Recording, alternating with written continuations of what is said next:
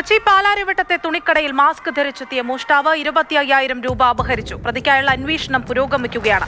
ഈ വാർത്തയോടുകൂടി crime file ഇവിടെ അവസാനിക്കുന്നു. വീണ്ടും നാളെ.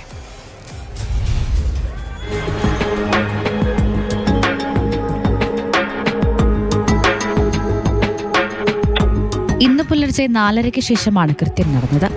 പാലാരിവട്ടത്തെ ജനതാ ജംഗ്ഷനിൽ പ്രവർത്തിക്കുന്ന ഹെർഡെ എന്ന തുണിക്കടയിലാണ് മോഷണം.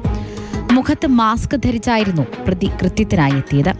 അടഞ്ഞുകിടന്നിരുന്ന കട കമ്പിപ്പാര കൊണ്ട് കുത്തിത്തുറന്ന് അകത്ത് കടക്കുകയായിരുന്നു. തുടർന്ന് കടയിൽ സൂക്ഷിച്ചിരുന്ന 25,000 രൂപ കവർന്നു. പൂർണ്ണമായും പണം അപഹരിക്കുക എന്ന ലക്ഷ്യത്തോടെയാണ് പ്രതി എത്തിയത്. കടയിൽ നിന്ന് വസ്ത്രമോ മറ്റു വസ്തുക്കളോ മോഷ്ടിച്ചിട്ടില്ല. കടയുടമയുടെ പരാതിയിൽ പാലാരിവട്ടം പോലീസ് കേസെടുത്ത് അന്വേഷണം ആരംഭിച്ചു. കടയിൽ നിന്ന് ലഭിച്ച CCTV ദൃശ്യങ്ങളുടെ അടിസ്ഥാനത്തിൽ പ്രതിയെത്താൻ സാധ്യതയുള്ള സ്ഥലങ്ങൾ കേന്ദ്രീകരിച്ച് പോലീസിന്റെ തിരച്ചിൽ പുരോഗമിക്കുകയാണ്. പാലാരിവട്ടത്തു നിന്ന് തുടങ്ങിയ അന്വേഷണം നിലവിൽ മുട്ടം വരെയാണ് എത്തി നിൽക്കുന്നത്. പ്രതി ആരെന്ന് വ്യക്തമായിട്ടില്ല. ഇയാൾ ഇതര സംസ്ഥാന തൊഴിലാളിയാണെന്നാണ് സംശയം. മറ്റു കടകളിൽ നിന്ന് ഇത്തരത്തിൽ പണം മോഷണം പോയതായി സൂചനയില്ല.